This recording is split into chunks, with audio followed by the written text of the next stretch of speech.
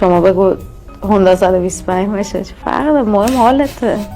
واقعا باید حالت پیشش خوب باشه، فقط به اسفا نباشه ها. بابا جمعش کنید، میگه هوندا 125 باشه و که اینو دیگه دوست نداشتم بشنوم. حاجی این گل میزنه قبل برنامه میاد. دختر چی میکشید؟ بده منم بکشم کسخلشم. ای قدرت شیشه، ای قدرت تریا. سلام بچه ها، امیدوارم حالتون همیشه خوب باشه. آقا چه خبر، چطورین؟ حاجی اومدیم با قسمت جدید بلایند دیت با حضور دختر پرحاشیه چند هفته اخیر که با حرفاش کل اینستاگرام و یوتیوب پر شده بود دیگه. رید قشنگ به کل پسرها و فلان و حالا دور از جون همه و اینا. نمیدونم دیگه، بریم ببینیم این دفعه چه گلی کاشته. بدون معطلی بریم سریع سراغ ویدیو. تا آخر ویدیو با من همراه باشید که ببینیم چه خبره. لایک و ساب و کامنت یادتون نره. زنگوله بغل بذار روی آل که ویدیو بعدی مطلع بشی و نظرتو در مورد این بلایند دیت و هر چی که دلت خواست بنویس تو کامنت ها. دوستت دارم، برو بریم. آقا امیدوارم که عالی باشید. خوش اومدی به چنل خودتون رایکا. من علیم. قسمت جدید برنامه بلایند دیت رو ضبط می‌کنیم. دو تا مهمون گل داریم. بریم برای شروع برنامه. بچه‌ها سلام، خوش اومدید. سلام، خسته نباشید. قربون شما. سلام. سلام، خوش اومدید. خیلی ممنون. اوکی شروع کنیم برنامه. حاجی این همون دختر است؟ چرا اینقدر عوض شده؟ پشمام، آرایشگرت کی بوده؟ معجزه کردن، چرا اینقدر عوض شده این؟ نه بذار کناری. اوکی خب شروع کنیم بچه‌ها. اوکی. بله. سوالا رو به ترتیب ازتون میپرسم. اول خانوما جواب بدن، بعدم آقایون تو انتهای برنامه. اصلا چی شد دوباره برگشتی اومدی اینجا؟ خب سری قبلی که ما اومدیم اینجا، حالا ما چیزایی که گفتیم و حرفایی که رد و بدل شد کلی هیت گرفتیم، ولی خب ایشون تایپ من نبود دیگه. حالا توهینایی که شد طبیعتا برگشتم داشت. ایشون تو دایرکت هرچی که خواستن و گفتن. من تا تایمی که کسی تایپم نباشه قراره همینقدر تهاجمی برخورد کنم. من با هر کسی الا پارتنر خودم خیلی صمیمی نمیشم. خب تایپت نبود امیر یا ریدی به هیکل یارو. خب تایپت نیست بود، تایپ هم نبود. تو از یارو ندیده بودی میگفتی قیافه شخمیه. حاضر شروع کنیم برنامه رو؟ بله. یه معرفی از خودتون بفرمایید. خب اصلم 18 سالمه، در حال حاضر مدلم، گاهی هم زبان تدریس میکنم. مرسی. بفرمایید. با سلام، ایلیا هستم، 24 سالمه. بعد شغلم روانشناسی هم، مربی ورزشی هم، خواننده هستم و غیره. اهل تهران. مرسی لیا. تحصیلات بیا دیگه، 3 تا شغل داره، روانشناس، خواننده، مدل، همه برید عشق کنید. اصلا چقدر شغلش پسره. تایپ دختره شک فکر کنم باشه. طرف مقابلتون مهمه بچه‌ها. بله. تحصیلات طرف مقابلتون مهمه بچه‌ها. برای من نه خیلی. تحصیلات رو شعور آدما احساس میکنم خیلی تأثیری نداره. خب ولی حالا در حد دیپلم و باشه به هر حال. تا دیپلم. آره. ایلیا. ببین به نظر من درس اصلی تو کتابا نیست. درس اصلی واسه کسایی که تو خیابونه دارن درس یاد میگیرن از مردم. و به نظر من انسانیت و شعور انسان بزرگترین درس که به ما یاد میده. پس باید طرف مقابلت اصلا مهم نیست. من یکی رو دیدم که دکتر داشت ولی شعور نداشت، ولی یکی دیدم که اصلا دیپلم نداشت ولی شعورش از یک دکتر بالاتر بود. تا حالا دیت بد داشتید؟ شما که داشتی بله متوجه. تو ویدیو قبلی صحبتشو کردم. بله. دیت بد واسه پسره بود، واسه تو دیت بدی نبود. قشنگ پسره رو قهوه‌ای کردی، دیت بد نبود. ایلیا. من تا حالا دیت نرفتم حقیقتا، همه سر کار بودم و ورزش کردم، تا حالا نرفتم به جز این که الان اولین باره. اولین بار. پس خیلی مهمه این دیت باید واسه شما. بله واسه چه فاکتوری توی دیت اول براتون مهمه؟ یکم مدل موهای طرف کم تو چیز قبلی، تو ویدیو قبلی گفته بودم مدل موی طرف خیلی تاثیر داره. کسی رو اصولا کنسل واقعا نمیکنم، لفظی کنسل میکنم، ولی خب فاکتوری که تو دیت اول برام مهمه این موهاشه و استایلی که مد نظرم. چجوری باید باشه؟ استایل کلاسیک میپسندم، لش میپسندم، بستگی داره چی بیشتر بهش بیاد. ایلیا؟ ببینید به نظر من ظاهر خب عادی میشه، انسان هر چه سنش بره بالاتر خب چروکی‌تر میشه، فرسوده میشه، خب عادی میشه. به نظر من ذات انسان مهمه، اینکه چطور باید برخورد کنه، چطور به چه میزان بهت احترام بذاره و انرژی مثبت از طرف بگیر. و نه ظاهر همه متفاوت و همه قشنگه از نظر من. خب این چیزی که بیشتر تو دیت اول به چشم تو میاد، شما بالاخره با یه خانمی میرید دیت و اولین چیزی که بیشتر به چشمتون میاد و برای شما خیلی مهمه تو دید اول، ظاهری یا باطنی؟ ببین شما باطن طرفو که تو دیت اول کاملا متوجه نمیشید. من میشم. شما که میگی من روانشناس هستم بالاخره، ولی خب ظاهری بیشتر، بعد وارد باطنی میشیم. خب ظاهر از نظر من همه قشنگ هستن به نظر من، یکی سایزش اینقدر، یکی سایزش اینوره. خب به نظر من همه مهم هستن و همه مورد احترامن. به نظر من ظاهر مهم نیست. از نظر من باطن رو بیشتر ترجیح میدم. میزان انرژی که به من تزریق میشه واسم مهمه، نه ظاهر. حالا جلوی این پسره اون حرفای قبلی رو بزنه، به نظر پسره فکر کنم بلنش یه دونه بخوابونی زیر گوشه دختره ساکت شده حاجی، اسم میکنم اون آتیشه خوابیده. بیشتر پس باطن طرف رو شما. آره ظاهر عادی میشه. تو دیت اول چیکار کنی کنسله؟ دیت اول خیلی بدم میاد دیت اول کسی تاچ کنه، بخواد مثلا حالا با موتور میریم بیرون دستش بخواد بیاد رو پام یا دستمو بگیره یکم. چی شنیدم؟ خدایا من گوشم بذار یه بار دیگه بخواد مثلا حالا با موتور میریم بیرون دستش بخواد بیاد رو پام یا دستمو.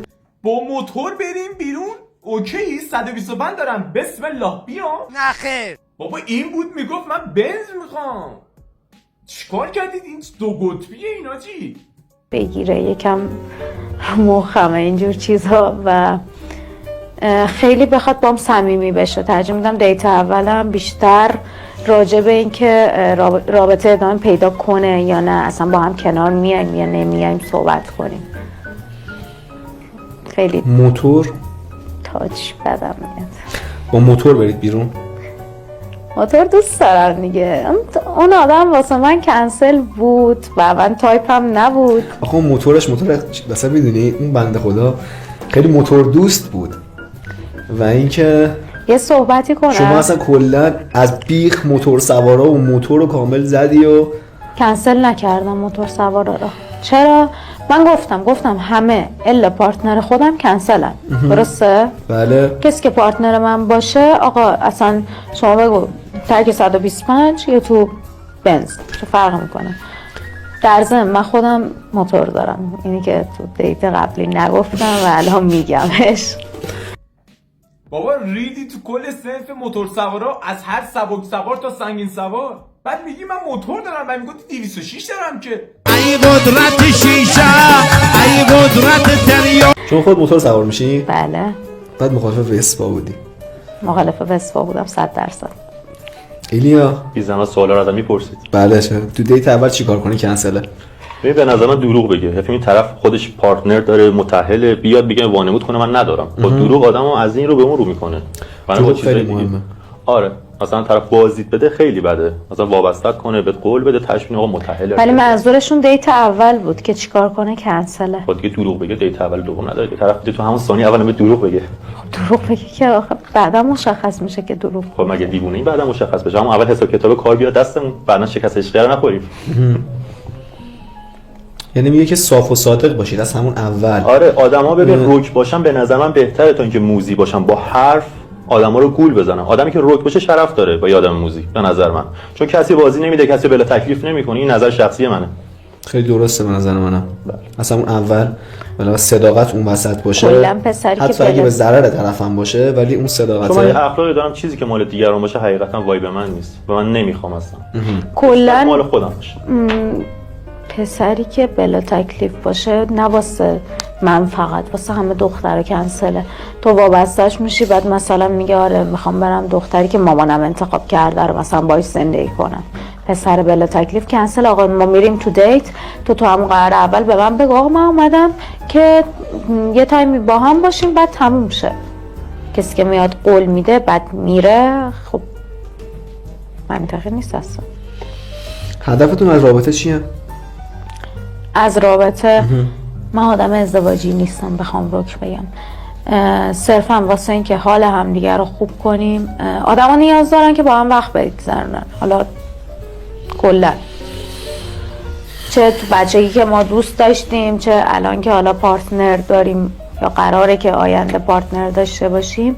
هدفی که تو رابطه هست اینه که دو تا آدم یه روز مثلا من اگه کسی کنارم نباشه، یه روز که نتونم 100 خودم بذارم واسه خودم، آقا من 20 میذارم، پارتنرم 80 میذاره، حال جفتمون خوب میشه. هدفم اینه که حال همدیگه رو خوب کنیم. قرار آجی پشمام ریخته، این همون اصل قبلیه؟ این چرا عوض شده اینقدر آروم؟ یعنی پادرت موتور داشته باشه، ساندویچ کثیف کنارت جوب، اوکی دیگه. این پسری که من دیدم خاکی آجی، این دروغه آجی. هم دیگه بد کنیم، اصلا تو رابطه قرار نیست بریم.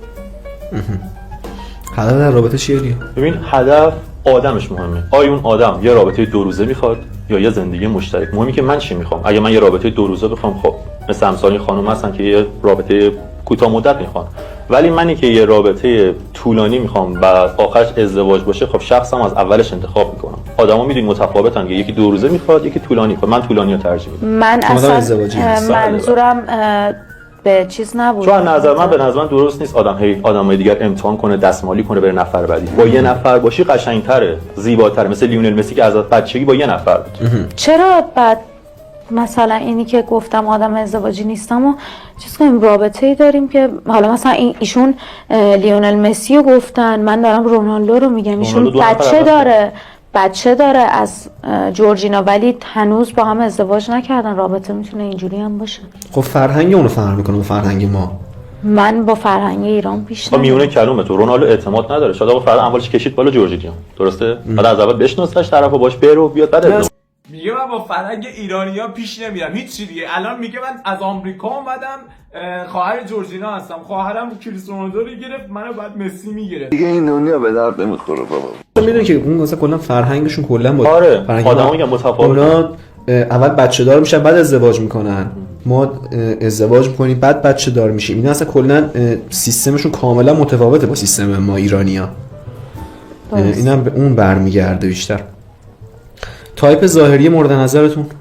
تایپ ظاهری امیر نباشه، موهاش صاف باشه. خب اینا تو زایت قبلی هم گفتم، درسته؟ موهاش صاف باشه واقعا، یعنی موی صاف، چشم رو بشکی، این چیزی که من میپسندم. یعنی تایپ ظاهری نمیشه گفت. آدم آخه میگه مثلا من تایپم فلان چیزه، بعد دقیقا میره سمت یه آدمی که مثلا عاشق یکی میشه که اصلا به تایپت نمیخوره. ولی خب چیزی که من میپسندم و بالا دوست دارم همچین چیزی باشه اینه که موهاش صاف باشه، چشم رو مشکی باشه. خیلی بقیهش مهم نیست. حالا ایشون گفتن موهاش صاف باشه، ولی من میگم قلب طرف صاف باشه. تایپ ظاهری صحبت کردم. ظاهری دیگه. بابا این پسره چقدر سوسماسی، داداش فکر کنم تو این استا سوسماسی میساختی یا روانشناس واقعا. آقا دست بزنید به افتخارش. فقط نمیبینی، بعد با چشم بصیرت ببینی قلبشو. خب ببین اینی که شما داری میگی برای همه قفله تقریبا. شما یه نفر اینو قفلشو باز کردی آقا من سوال قبلی گفتم باطن واسم مهمه. اگر من بگم ظاهر حرفمون 2 تا میشه. خب بالاخره ظاهرم یعنی طرف گونی نباید بپوشه. خب شاید باورتون نشه استقلال پرسپولیس کنن آسیا طرفدار هر دوشون. چون رفتم یه پله بالاتر، یعنی روی یکی تعصب ندارم.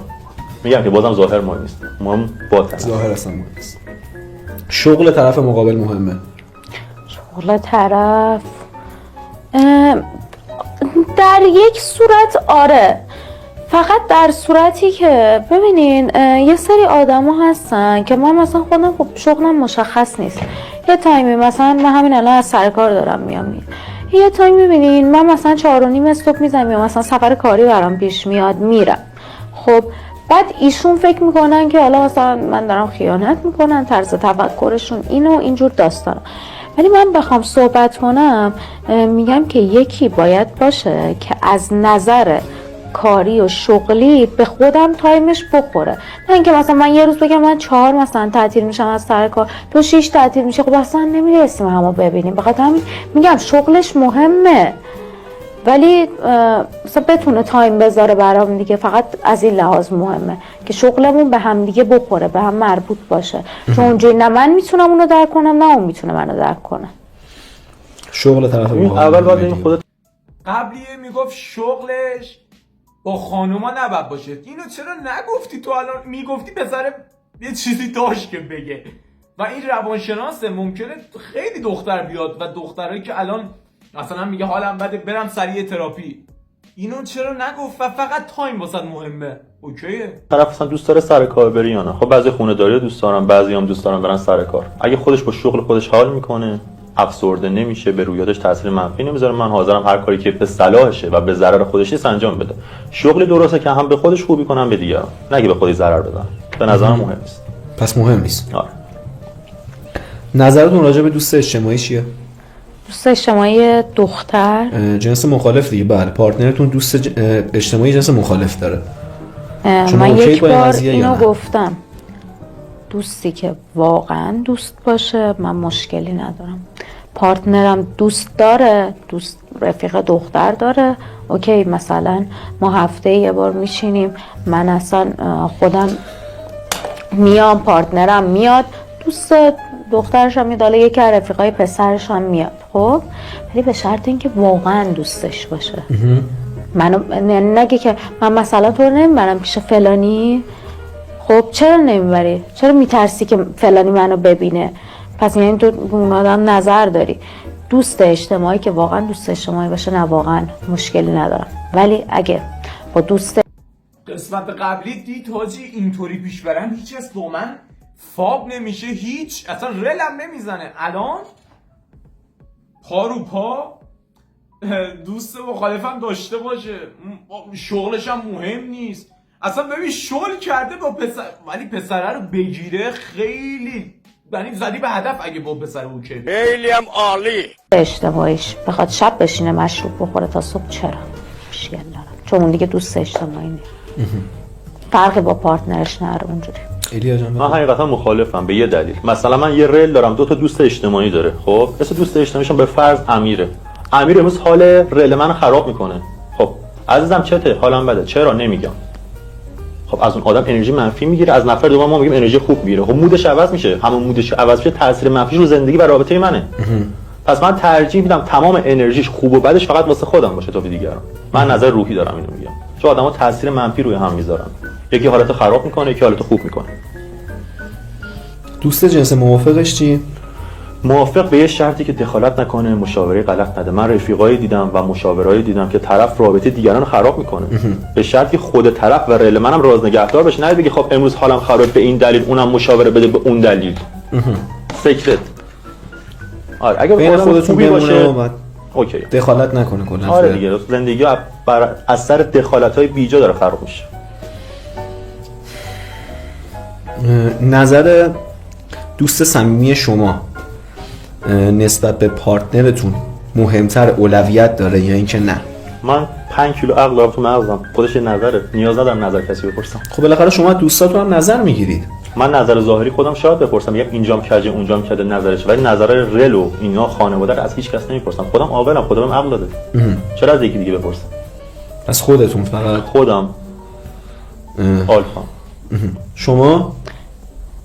تاثیر فکرای حنانه تو زندگی من، دوست صمیمی حنانه خودش دختره که کلا آدمایی هن که خب تو رابطهشون همه رو شریک میکنن، ولی من آدمی هم که کلا رابطه انقدر پابلیک رو نمیپسندم. میگن همیشه رابطه باید خصوصی باشه ولی مخفی نباشه، یعنی که همه بدونن تو رابطه‌ای ولی ندونن با کی، ندونن چه اتفاقی تو رابطت میفته. در کل این که من نمیذارم کسی تو زندگیم دخالت کنه، هیچ کس. یعنی کسی رو بخوام اوکی این نظر منه، این آدم خودم انتخاب کردم، خوب و بدش با منه، نمیدونم حال بدی که قراره حالم بد کنه یا حالمو خوب کنه، اون همش مال منه، هیچ تأثیر تو زندگی بقیه نداره، پس به بقیه ربطی هم نداره. حاجی این میبینه پسره چی میگه همونو تکرار میکنه. پسره میگه آقا من اینو دوست دارم، اینم میگه من اینو دوست دارم. میگه آقا اولین بار که ما زدیم به کادون، این دفعه بذار پسره رو تور کنیم ببریم. فکر کنم این نظر نداره. فکر کنم درآمد طرف مقابل برای شما مهمه؟ درآمد طرف مقابل، من خودم سر کار میرم، گفتم بهتون درآمدم هم نمیگم آی وضعم خوبه، آی خیلی پول دارم، نه خدا رو شکر، من همیشه خدا رو شکر میکنم. درآمد طرف مقابل مهم نیست. من تنها توقعی که تو رابطه دارم اینه که واقعا توجه ببینم تو رابطه. یعنی نمیگم طلا، نمیگم کادوهای گرون، نمیگم ماشین، من میگم آقا تولدمه یه شاخه گل، فقط بگو که تو به یاد من بودی یا نه. درآمد واسط مهم نیست، یعنی فقط شخصیت. بابا ای بسرا حرف تو عوض کردی، بعد یه شاخه گل بگیرم واسه تولدت حله. توجی چرا آدم ها عوض میشن انقدر، رنگ عوض میکنن، آفتاب پرست میگن هفته یه بار رنگ عوض. یه شاخه گل تو نمیخواستی، تو میگفتی 5-6 میلیون به من گل بخره. اینجوری برای من مهمه، درآمدش مهم نیست. توجه همیشه میگن یکی 10 میلیون داره 1 میلیونش واسه تو خرج میکنه، یکی 1 میلیون داره و 1 میلیون هم واسه تو خرج میکنه. اون خصاصت و اینجور چیزا مهمه. همین ایلیا جان ببخشید شما درآمدت مطمئن؟ آره درآمد طرف مقابل برای شما خدا رو شکر انقدر دارم 7 نسل طرف مقابلم میتونم خوشبخت کنم، نیاز ندارم به درآمد طرف. واقعا مهم نیست. من این سوال بپرسم، سوال به نظرم میخوره شخصیه. شما توی برنامه قبلی گفتید 200 تومن خالص صافی پارتنر من باید درآمد صافیش باشه. مثلا دیگه ما 200 میلیون خالص. 200 میلیون خالص؟ آره خب یعنی از صافی رد بشه 200 تومن. آره دیگه مثلا سودش 200 میلیون. بله تکسی گل 200,000 تومانی رو نمیخوام، دسته گل 5-6 میلیونی رو میخوام. حالا بابام خرجم میده، ولی خب مدلم هستم. دوستام همش نمیدونم دم دقیقه استوری از گل و کادو و فلان میذارن، من چی استوری بذارم؟ بستگی داره شما کادو و گل رو تو چی ببینید، تو روز 30,000 تومانی ببینید یا تو دسته گل 5-6 میلیونی. من تو دسته گل 5-6 میلیونی میبینم که دارم میدونم. میدونین چه الان میگه یه شاخه روز بگیر 30 تومن، من اوکی ام. 6 میلیون دسته گل به چه دردم میخوره بابا؟ این دو قطبیه یا گل زده؟ منطقی. چرا؟ این حرفای ضد و نقیض یه خورده به نظر من مخاطبم اذیت میکنه. درسته، ما نه کسی رو کشتیم نه کودک آزاری کردیم که لازمه این همه هیت باشه. آقا یه برنامه است مثل برنامه‌های دیگه، مثل جدایی‌های نمیدونم 2 تا بلاگری که تو این استا پیش میاد. آقا برنامه است، این یه چیزی، این یه بحث سوا. دوم این که اون آقا اصلا از طرز صحبتشون خوشم نیومد و کسی که گفتم همه الا کسی که من میخوام کنسلن. شما که ندیده بودی اون بعدی که اون پرده دارش شما ندیدی. از طرز اصلا امیر بدبخت صحبت کرد، به خدا حرفای امیر رو من حفظم، انقدر که کم صحبت کرد. یا گفت آرایشگرم، یه گفت موتور وسوا دارم، یه گفت درآمدم ماهانه نمیدونم 100 خورده. این اصلا حرف نزد. میگه طرز صحبت شما این مختلف چه بعد افریتر حرف نمیزد، اصلا ساکت نشسته بود. شما از طرز صحبت ایشون معلوم بود که آدم سیاستمداریه، آدمی هم که سیاست همه چی رو خراب میکنه، چه رابطه رو چه زندگی رو. کلا من با آدمای سیاستمدار حال نمیکنم. اون آقا هم از طرز صحبتش معلوم بود خیلی آدم متشخصی نیست. من فکر میکردم یه پسر 17-18 ساله پشت پرده است، نه یه آدم 24 ساله. ایشون معلومه کاملا آدم پخته ایه. مبحث هزینه تو رابطه با کی باید باشه؟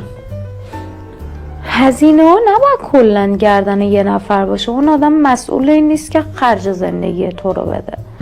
یعنی اوکی شما حساب کردی نهار با من، اوکی برام گل خریدی، برات هدیه میخرم.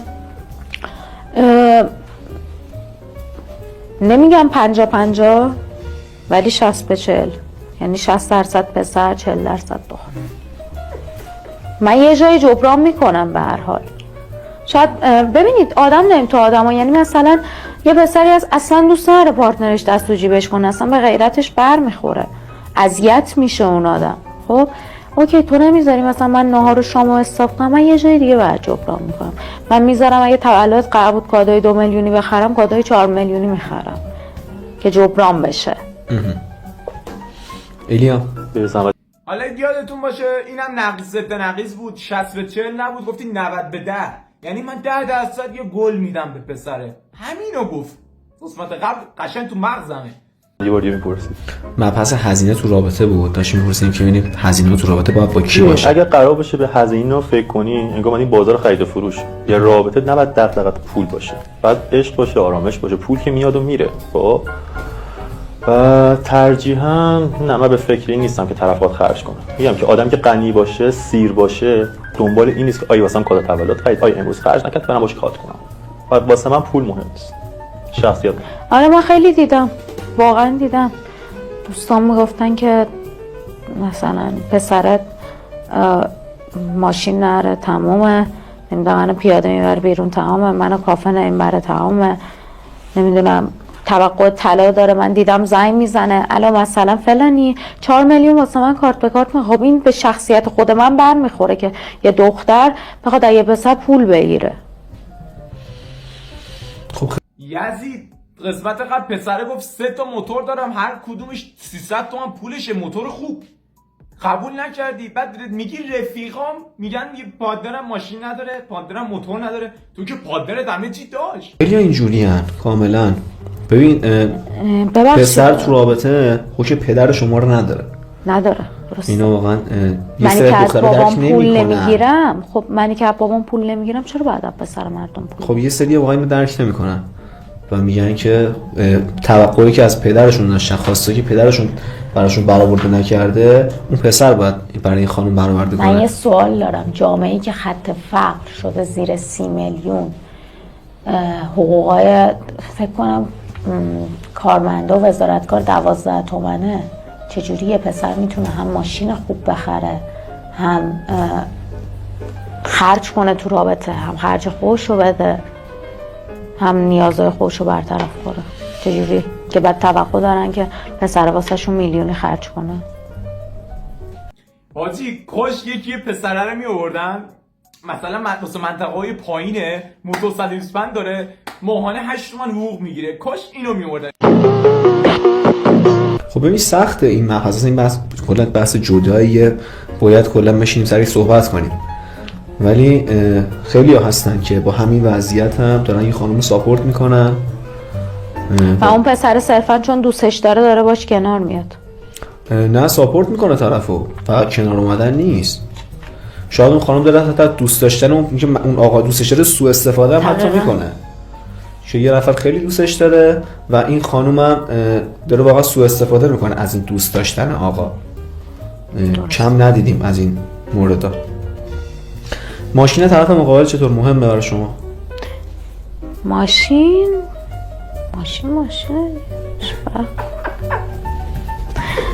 واقعا ماشینه. حالا پراید باشه، بنز باشه، بیزا باشه. شما بگو هوندا 125 باشه، چه فرق داره؟ مهم حالته. واقعا باید حالت پیشش خوب باشه، فقط به اسفا نباشه. بابا جمعش کنید. میگه هوندا 125 باشه و که اینو دیگه دوست نداشتم بشنوم. حاجی این گل میزنه قبل برنامه میاد. دختر چی میکشید؟ بده منم بکشم کسخوشم. دیدی تو که شاهدی. میگه آقا 125 باشه، پراید باشه، راضیم. این منو ایسکای کرده. چرا نمیدونم با وسپا ارتباط بگیرم؟ من خودم با این قضیه مشکل دارم. چرا با وسپا مشکل داری؟ نمیدونم. من موتور قبلی خودم آپاچی که بود. آپاچی سوار میشدی؟ چجوری؟ چجوری سیبی نباید سوار شی؟ آپاچی؟ ماشین آخه ماشینه دیگه، میخواد ببره بیاره، حالا چه فرق باید. خب اسنپ برید با هم بیرون، نظرت چیه؟ با اسنپ هم کم نرفتم با پارتنرم بیرون.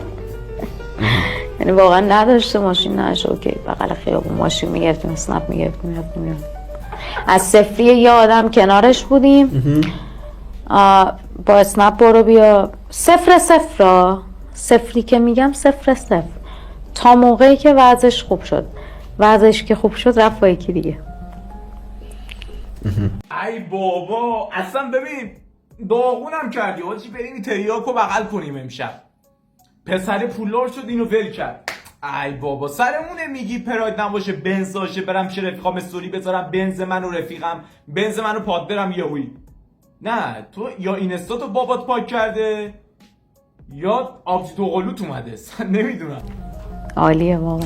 ایلیا جانم. صحبت اصل شنیدی کامل. بله. نظر شما چیه در مورد کدوم موضوع؟ در مورد همین موضوعی که صحبت کردیم ماشین ماشین طرف مقابل. آره. ببین من حقیقتا حالا اونایی که من میشناسم ماشین بازم. من یه گاراژ دارم پر از ماشینای آلمانی و ژاپنی و چینی. من خودم 3 تا CLS دارم، یه تویوتا لند کروز دارم، زد فورد دارم، 2 تا 207 دارم که از بچه‌ها منو میشناسن میگن ایلیا 207 معروف. سر همین چون خودم دارم دیگه خب یعنی واسه طرف هم مهم نیست. آره مثلا امروز هم حالا اگه تعریف نباشه با یکی از ماشین مسابقه اومدم می‌کنم پیست. چرا آشناه؟ آره. همین طرف فقط سالم باشه خودش به کشتن نده تو رانندگی دیگه واسه مهم نیست. چه جالب. گاراژت خیلی دوست داریم ببینیم. هر خواستید بیاید. آره دوربین بیاد داخلش یک کلیپ قشنگ میگیره. حتما. بله. چجوری فهمیدی آشنا؟ از کجا باشه؟ متوجه شدی؟ صداشون یعنی که صداشون که از همون اول آشنا بود برام ولی صداشون کلا جذاب به نظرم مردونه است. احساس میکنم من فعلا دیدم کفشاشون رو ببینم استایلشون کلاسیکه. طرز فکرشون رو دوست داشتم. آدم پخته و فهمیده هستن. آجی بعد گاراژ و 3 تا ماشین و لند کروز منم شل کرد چه برسه به این. دوره پسر تعریف میکنه این پسر رو تو خواب دیدم آشناست داداش صدای تو هم آشناست بیام من خوش نماد ازش و اینکه به نظر خوبیه. 3 ویژگی بارز اخلاقیتون لطفا. به شدت آدم عصبیم این حالا بحث سوا و از طرفی هم بستگی به جاش داره آرومم یکم هم زیادی کلا آدم لجبازیم. لجباز خیلی لجباز آروم عصبانی همشون 3 تا رو با هم قشنگ مودی خود مودی ایلیا من آدم غیرتی ام خیلی هم کم حرفم و خیلی هم بیش از حد مهربونم یعنی جوری که طرف خسته میشه میگه در بعدی کن بهم عادی شدی واسم. من نگفت با کسی تو رابطه نبوده. آدم مگه حتما باید به دختر محبت کنه به پسر حیوان پدر مادر اینا نمیشه محبت کرد میشه. درسته. سنتون رنج سنی مورد نظرتون من بگم حداقل فاصله بین من و پارتنرم 6 سال. 6 سال بزرگتر باشه. 6 سال باید بزرگتر باشه. آقا چیزی که خودم میپسندم یکی میگه همسن خودم یکی میگه کوچیک‌تر یکی میگه بزرگتر. چیزی که من حالا چیزی که بوده و دیدم فهمیدم من کلاً همیشه گفتن که دخترها یکم از حالا توهین نباشه به کسی از نظر عقلی یه ذره زودتر از پسر بالغ میشن. توهین نمی‌کنم اینجا به کسی چیزیه که حالا قدیم جا مونده.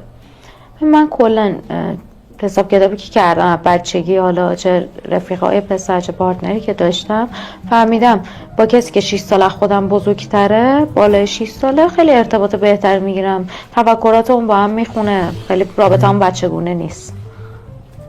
این داره قشنگ خودشون میچسبونه به پسر تابلو داداش منم میخوام بیام پیش تو حساب میکنه 19 سالمه بگم 5 سال اختلاف تابلوه میگم 6 سال که فکر کنن شک نکنن ما که شک کردیم تابلو بچسبون نچسبون خودتو به این به خدا.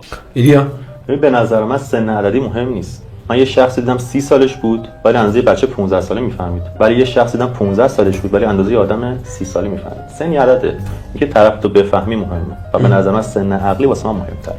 سن عقلی برای شما مهمتر؟ بله. سوشال مدیا طرف مقابل مهمه؟ 100%. چقدر مهمه؟ سوشال مدیا ببین یکی هست دایرکتش مثلا برو دختره جواب نمیده، جواب اصلا سین نکرده دیلیت آل میزنه. خب ولی یکی هست میشینه با همشون دونه دونه صحبت میکنه، چه میدونم دنبال توجه کوئسشن باکس میذاره، بعد فقط سوالای دخترها رو جواب میده. اینا یکم خب به هر حال هر کس دیگه یلا من باشه رو مخشه. ولی اگه خب حالا من که کلا پیجم پابلیکه، خب پیج کاریه، ولی خب برای خودم پیج شخصی دارم. اگه پسری باشه که پیجش آقا کاری باشه نه سوشال مدیاش مهم نیست تا جایی که بلاس زدن نرسه، خودش رعایت کنه. ایلیا سوشال مدیا طرف من مقابل. کسی رو محدود نمی‌کنم ولی ترجیح میدم کسی تو چش نباشه. من خودم مثلا آینده نگرم، بدون مثلا رمالینا آینده مردم رو دقیق میگم و جواب خانوما هم میدم آقایون هم میدم، ولی صرفا جهت کمک. حد خودم میدونم اگه طرفم پیجش کاری هنرپیشه است هر چی است، اگر با من تو رابطه است حداقل حد خودش رو بدونه. میدونی که آدمی که گرسنه باشه چشش بازه، دوست داره دنبال همه بره جواب همه رو بزن، به قول خودمون لاس بزنه. ولی اگه رعایت کنه من مشکلی ندارم. حقیقتا میگم کسی محدود نمیکنم. چه ویژگی رفتاری براتون خیلی جذابه؟ ویژگی رفتاری من کلا اول صبح که بیدار میشم یکم اخلاقم بده. ویژگی رفتاری پارتنرم که برام خیلی مهمه. اولین چیزی که حالم خوب میکنه کسی که مثلا کسی که دوستش داره اول صبح مثلا زنگ میزنم بیدارم کنه، یا بیدار میشم اولین صدایی که میشنوم اون باشه، یا مثلا میریم بیرون دستم بگیره، اینجور چیزا. گفتم تو دیت اول نه، اینا مثلا واسه یه ماه بعدشه. بعد اینکه کلا کار داری اوکی، یه پیام کلا 3 ثانیه وقت دادم عزیزم کار دارم بهت زنگ میزنم حواسم بهت هست، تاریخ‌های مهمو یادش بمونه، بهم توجه کنه، اینا خیلی مهمه. کلا توجه دوست دارم. پسره اگه دقت کرده باشید من مسخره نمی‌کنم، چیزی که دیدیم دیگه صحبت ها رو یادش میرفت، سوالا رو تولد رو بعید میدونم روی این حساب نکن داداش. خواهر من این پولدار بچسب بهش دیگه، خودت میخوای داری شبیه قسمت قبل میشی یا اصلا داره نصف بیشتر ویدیو که میره داره شبیه نصف قسمت قبل میشه. توجه زیاد دوست دارم. ایلیا ببین من خودم عاشق هیجانم، دوست دارم طرف عاشق هیجان باشه، عاشق تفریح باشه. خب میگه همش تو از خونه موندن چیز در نمیاد، همش باید خونه باشی های فلان حیجان بری باز بدی اشتغال کنی با این حرفشو موافقم. سینمایی بری. من اینا رو دوست دارم، واقعا عاشق هیجانم. طرف مقابلم هم دوست دارم اگر واقعا شرایطش نداره خب بگه نمیتونم، نه که با دروغ بپیچونه و بگه آ فلان جا بودم. میام توجه خیلی مهمه و اینکه حالت دیگه در کنار طرف خوب باشه دیگه. واقعا راست میگه، منم با خونه هستم موافقم. آره من خوشم نمیاد دختر بیاد خونه حقیقتا زیاد، تو موقعی که مال خود آدم نشده بیرون. میخوام به هم دیگه امتیاز بدید. از چند تا اون پشت تابلوه ها پسرا اینطوری میکنن. ساکت باش بابا. خب دیگه هم تایپشه دیگه و خیلی پسرا دوست ندارن دختر بیاد خونه، زشته. اینم دوست چرا به علی دروغ میگی؟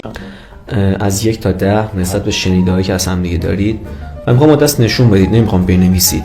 1 2 3 میگم، به دوربین شما امتیازتون رو نشون بدید. فکر کنیم چند بدیم. آره میتونید یه خوردن فکر کنید. از نظر شخصیتی هر چی شنیدید از هم دیگه، هر چیز از هم دیگه شنیدید و شما باید تا الان ملاک قرار بدید و هم دیگه امتیاز بدید. تو ما پرده رو برداریم که همدیگه رو ببینید. حله؟ اوکی. 1 2 3. مرسی. زحمت بکشید چشمنداتون رو بذارید، ما دیوار رو بچه ماسکاتون رو بردارید. سلام خوب هستید؟ خیلی ممنونم. مرسی. موهای صافه. خوبه موهاش. خوبه. ایلیا جانم. موهاش خوبه، همه چیش عالیه. پسره چه خجالتی، خوش آمد. نمره مثبت داریم. منم از خود 1 دادی بهش. دمت گرم. اصلا رو میشناختی؟ بچه‌ها 2 تا کلیپ ازش فرستادم، داشت یه بنده خدای مسخره میکرد که من از دو تا چیز خیلی ناراحت شدم. یکی یه نفر مسخره کرد، دو اینکه مردم من واقعا زیر پست عصبی شده بودن، کامنتای بد میذاشتن دیگه. گفتم بالاخره احساس مردم رو جهت دار کنی زشته. آره ازشون دیدم. ببخشید من یه سوال دارم. بفرمایید. من بین برنامه هم گفتم ما امیرم حتی تو استوش اعلام کرد ما مگه کسی رو کشیم که بخواد احساسات جریه داشته. بعد کدوم پست تو اینستا واقعیت داره که بخواد بقیه‌اش هم واقعی باشه؟ نه ببین بحث واقعیت نیست، بحث تمسخره. شما یه نفر مسخره کردی. خب اون وقت من الان خوبه من بگم شما شبیه آنابلی؟ خب زشته دیگه، بالاخره شاید بهت بر بخوره، ولی من اینو بهت نمیگم. من یه سوال دارم. الان این بلاگرایی که از هم جدا میشه، اون یکی میره ترکیه میاد، اینا ساختگی نیستش؟ خب اون بلاگر ساختگیه، واسه تو برنامه ساختن، برنامهش هنوزم تو یوتیوب هست، یارو سرچ کنی میاد بالا که داری پسرانه مسخره کردن نمیگیره. میگه شبیه آنابلی، راست میگم خواهر آنابلی. خب این چیزی که ساختگیه یعنی تمسخر مردم. من یه مثال میزنم. سریال داریم تو تلویزیون نشونش میده، یه سریال هم داریم که واقعیته. زندگی ما خودش سریاله، یه چیزی واقعیت، یه چیزی دروغه. من بحثم تمسخره است. تو یه انسانو مسخره کردی، مردم ناراحت شدن، من از ناراحتی مردمم که ناراحت شدم. بله. صحیح. بله. چی بگم؟ بزرگترین دستاوردتون چی بوده تو زندگی؟ من یه بارم گفتم مستقل شدنتون. ایلیا مالی یا معنوی فرق نمیکنه، هر چی فرق داره. معنوی من 17 18 سال از بچگی ماسک می‌زدم، شاید بچه منو بشناسن، به فقرا و حیوانات همه کمک می‌کردم، میشه معنوی. مالی هم خب اندازه خودم موفق شدم بدون کمک از پدر. من دو رگم، یه رگم کره جنوبیه، پدرم کره زندگی میکنه. من همین خرداد تونستم بهترین ماشین پرشه واسه مادرم بخرم و خوشحالش شدم. گفت خیر ببینی این بهترین دستاورده. جدا از چیزایی که واسه خودم خریدم و ماشینای لوکسی که واسه خودم خریدم عشق کردم، ولی خوشحالی مادرم و رفیقام، همین رفیقم که الان پشت صحنه است، واسهش روز تولدش 207 خریدم. خب این بهترین خوشحالیه از نظر من. یعنی داداش اکانت اینو بذار با این رفیق شی، رفیقش 207 خریده. اینو بابا حیف این دختری بیاد پیش اینا، چی حیفه به خدا. دستاورد. خانواده مهمه؟ خانواده طرف مقابل؟ خانواده خودتون، خانواده طرف مقابل؟ 100%. چرا مهم نباشه؟ یعنی یه چیزی بهتون بگم، اون چیزی که اون ترومای که بچگی رو اون آدم مونده به زندگی منم لطمه میزنه. ایلیا خانواده مهمه؟ ببین خب انسانی که خودشون انتخاب نکنن خانواده‌شون کی باشه، به نظر من خانواده طرف مهم نیست، خانواده که خودت میسازی و با خانواده خودت فرق داره مهمه. اینکه چجوری خانواده رو بسازی و چجوری زندگی کنی. طرف که دست خودش نبوده، شاید مثلا توی خانواده بد بزرگ شده ولی خودش خوب باشه، اینا دست ما نیست. بله. و منم حرفم همین بود، گفتم آدم داریم تا آدم میبینیم یک نفر چیزایی که خانوادهش حالا برداشت کرده اصلا اونجوری نیست. میگه آقا مثلا مامان خودم تفریحاتی که من انجام دادم انجام نداده بود، خب بچه بود، ولی الان میگه هرچی که من ندیدم و دوست دارم تو ببینی، در جا که من نرفتم و دوست دارم تو بری. ولی یه سری ببینی نه، میگه که چون من نرفتم تو هم نباید بری و اینا نسل به نسل میچرخه. بخاطر همه میگم برام مهمه.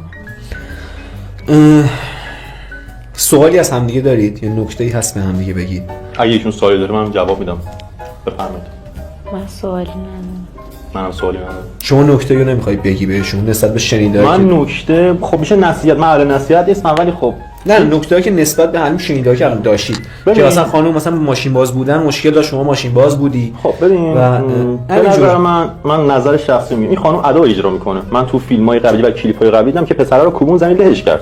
الان چی شد؟ یه دفعه کارما پس داد از راه خب من یه سوال دیگه دارم آقای ایلیا، شاید تو اون قبلیه ادا بوده.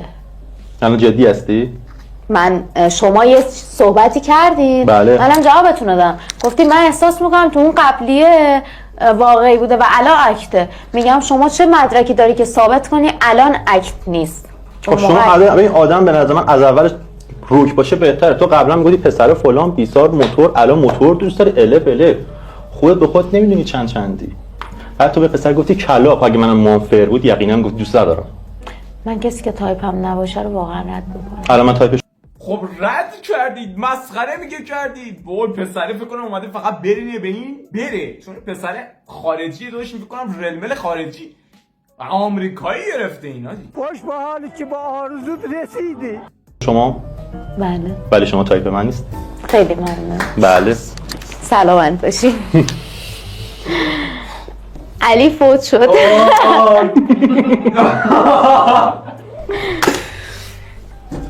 کارما آدرس همه رو داره، از کوچیک تا بزرگ کارما تا بس دادی. پسره یه جور کارماست که اومد برینه به این. به همدیگه میخوام امتیاز بدید بله. با چشم بسته. الان همدیگه رو دیدید دیگه، شناختید همدیگه بله. رو، آشنا شدید با همدیگه. چشاتون رو ببندید. اون امتیازی که داده بودید ازش کم میکنید یا اضافه میکنید؟ بعد خب کم کنیم میشه نیم. سعید چند داده بودی؟ اصل تو کم میکنی؟ آره. خب چشاتون رو ببندید یه بار دیگه. مگه دلاره؟ چشاتون رو فعلا که ببندید. رفته بالا. چشاتون رو ببندید. 1 2 3 با دست نشون بدید. مرسی. دیت دوم با هم دیگه میدید؟ چشام ببندم بگه. لایک یا دیسلایک با هم دیگه بدید. با چشماتون هم ببندید. دیت دوم با هم دیگه میرید یا نه؟ چشاتون رو ببندید، به دوربین لایک یا دیسلایک نشون بدید. چراشم بپرس. باشه چشاتون رو ببندید. 1 2 3 مرسی. خب چرا؟